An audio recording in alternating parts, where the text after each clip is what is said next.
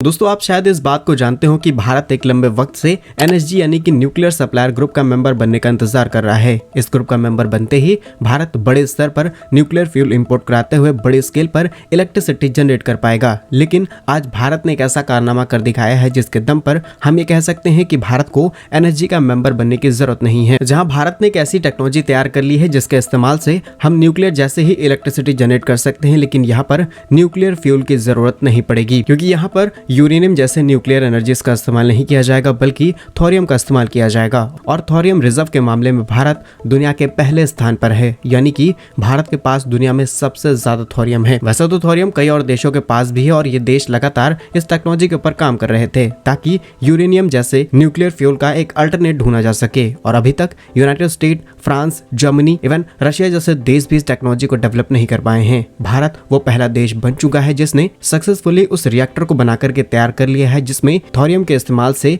Electricity generate की जा सकती है। और आप इसे भारत के इतिहास की सबसे बड़ी अचीवमेंट बोल सकते हैं। पूरी रिपोर्ट क्या है आइए आज की इस वीडियो में जानते हैं। बस हमें सपोर्ट करने के लिए इस वीडियो को छोटा सा लाइक और चैनल को सब्सक्राइब जरूर कीजिएगा। दोस्तों अगर सिंपली बात की जाए एनएसजी यानी कि न्यूक्लियर सप्लायर ग्रुप का मेंबर बनने की, तो इसके लिए आपको पहले एनपीटी साइन करनी होगी। और एनपीटी साइन करने का मतलब ये है कि अब आप भविष्य के अंदर किसी भी न्यूक्लियर वेपन को टेस्ट नहीं कर सकते हैं। इनफैक्ट आपके पास जो भी न्यूक्लियर वेपन्स हैं उसमें से कई आपको डिस्ट्रॉय करने पड़ेंगे और भारत ऐसा कभी नहीं होने देगा। इसीलिए न हमने आज तक एनपीटी साइन करी है और अभी तक हम एनएसजी के मेंबर भी नहीं बन पाए हैं। और सिर्फ इतना ही नहीं बल्कि कई बार अलग अलग देशों ने जो न्यूक्लियर फ्यूल की सप्लाई करते हैं वो सहमत हो गए कि भारत को एनएसजी का मेंबर बनाया जाए, लेकिन फिर चाइना टांग अड़ा देता है कि भारत के साथ साथ पाकिस्तान को भी एनएसजी का मेंबर बनाया जाए। और पाकिस्तान के हाथ में अगर ओपनली न्यूक्लियर फ्यूल दे दिया गया तो पाकिस्तान इसका किस तरीके से इस्तेमाल करेगा ये हम सभी जानते हैं। लेकिन आज जो भारत ने टेक्नोलॉजी बना करके तैयार कर ली है, इससे न ही हमें एनपीटी साइन करनी पड़ेगी, न ही एनएसजी का मेंबर बनना पड़ेगा। और दुनिया पर जो हमारी डिपेंडेंसी है न्यूक्लियर फ्यूल या फिर न्यूक्लियर रिएक्टर्स को लेकर के,